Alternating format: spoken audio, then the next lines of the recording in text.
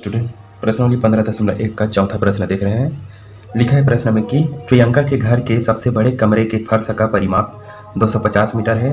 इस कमरे के चारों ओर मतलब चारों दीवारों की पुताई 10 रुपया वर्ग मीटर प्रति वर्ग मीटर की दर से कराने पर 15,000 रुपये खर्च होते हैं। तो कमरे की ऊंचाई ज्ञात कीजिए। यह कमरे की ऊंचाई जो है कितनी है पूछ रहा है। ठीक है, तो चलिए इसको समझ लेते हैं। सबसे पहले दिया है उसको भी लिख लेते हैं। देखिए कमरे के फर्श का परिमाप दिया हुआ है। ठीक है, तो लिख सकते हैं फर्श का परिमाप दिया है। परिमाप बराबर 250 मीटर है। ठीक है, और क्या दिया है देखिए खर्च भी दिया है कमरे का। देखिए दीवारों की पुताई का खर्च दिया है, वो भी चारों दीवारों का। चारों दीवारों की पुताई का खर्च दिया है देखिए 15,000 रुपये। ये ठीक है, ये जो दिया गया है उसको मैं लिख रहा हूँ। तो हमें कमरे की ऊंचाई ज्ञात करना है। ठीक है,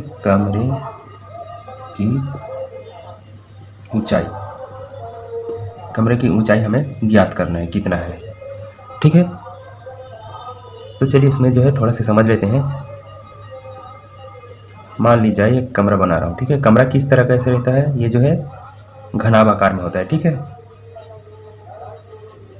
तो इस तरह से समझ लीजिए इसका कमरा है।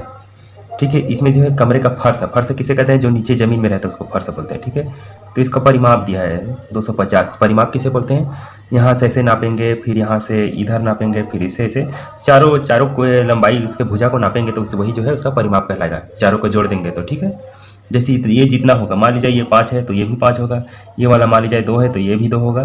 तीन चारों को जोड़ेंगे तो इसका परिमाप कहलाएगा। तो इस चारों को जोड़कर जो है इसका परिमाप कितना है 250 मीटर है। ठीक है, फिर ये दीवारों पर पुताई का खर्च किया गया है। चारों दीवारों पर 1 2 3 4 ऐसे करके 4 दीवार होता है। ठीक है, रूम के कमरे में कोई भी कमरा रहता है उसमें जो है 4 दीवार होता है। ये नीचे वाला फर्श कहलाता है, ऊपर वाला जो है सीलिंग या छत कहलाता है। तो ये तो दीवार नहीं कहलाता है। ठीक है, बाकी जो 4 तरफ है वो जो है दीवार कहलाएगा। ठीक है, तो चारों दीवारों का खर्च लिखा है 15,000 रुपये। हमें इसका ऊंचाई याद करना है। ठीक है, तो चलिए इसका जो है हम सबसे पहले ऊंचाई ज्ञात करने के लिए हमें क्या करना पड़ेगा, इसका जो है चारों दीवारों का क्षेत्रफल निकालना पड़ेगा। ठीक है, तो इसका एक तरीका है, देखिए कैसे निकालेंगे इसका क्षेत्रफल।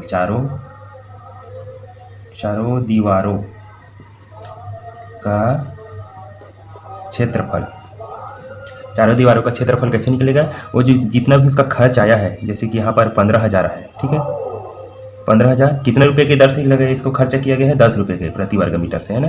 तो उस 10 को इससे भाग कर देना है बस, तो इससे जो है क्षेत्रफल निकल जाएगा। ठीक है, देखिए 15,000 रुपये खर्च आया है और 10 रुपये प्रति वर्ग मीटर की दर से इसको लिया गया है। तो बस उसी से भाग कर दोगे तो हमें जो है दीवार का क्षेत्रफल मिल जाएगा। ठीक है, तो चलिए लिखेंगे चारों दीवारों का क्षेत्रफल बराबर, इससे एक 0 से एक 0 कट जाएगा तो क्या मिलेगा, सिर्फ 1500। और क्षेत्रफल इसलिए क्या करते हैं, क्षेत्रफल में हमेशा वर्ग मीटर या सेंटीमीटर लिखना पड़ता है। तो इसमें मीटर है तो इसको वर्ग मीटर लिख सकते हैं इसे। ठीक है, अब हमें क्षेत्रफल मिल गया है। हमें क्या बोल रहा है, कमरे की ऊंचाई ज्ञात कीजिए बोल रहा है। तो एक ऊंचाई के लिए एक छोटा सा सूत्र है, उसको याद रखना। ठीक है, वो ये है, चारों दीवारों का क्षेत्रफल बराबर आधार का परिमाप गुना दीवार की ऊंचाई। ठीक है, दीवार की ऊंचाई। ठीक है, ये वाला जो छोटा सा सूत्र है इसको आपको याद रखना पड़ेगा। ठीक है, दीवार की ऊंचाई लिख सकते हैं या कमरे की ऊंचाई, जैसे इसमें कमरे की ऊंचाई कितनी ही बोल रहा है तो आप दीवार की जगह में कमरे भी लिख सकते हैं। ठीक है,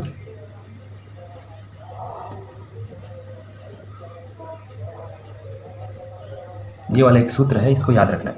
इसी सूत्र से जो है इसका कमरे की ऊंचाई हमें मिलेगा। ठीक है, आधार का परिमाप क्या है, जो इसके फर्श का परिमाप है। ठीक है, यहाँ भी लिखा हूँ मैं, दिया है मैं, देखिए फर्श का परिमाप, तो वही जो है इसका आधार का परिमाप है, क्योंकि यही जो है आधार है ज़मीन में नीचे में जो सटा हुआ है, तो जो ज़मीन में रहता है उसी को आधार बोलते हैं। ठीक है, तो यही आधार है, यही फर्श है। ठीक है, और चारों दीवारों का क्षेत्रफल हमने निकाल लिया, देखिए 1500 है। चलिए इसमें मार रखते हैं, हमें आंसर मिल जाएगा। तो 1500 को इधर रखेंगे, 1500।